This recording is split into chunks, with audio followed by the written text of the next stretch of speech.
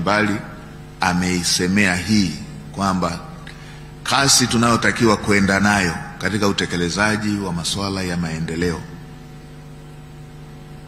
inatakiwa iwe kubwa zaidi kuliko ile tuliotumia katika kipindi kilichopita.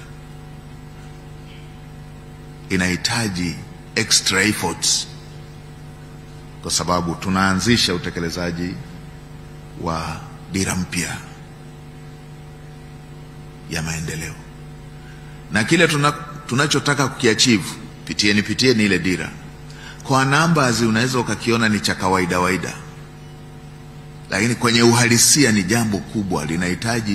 Linahitaji tufunge mkanda kweli kweli, linahitaji tuunganishe nguvu kweli kweli, na tukifanikiwa, lakini kwenye uhalisia tunahitaji tufanye jitihada kubwa kufikia hapo.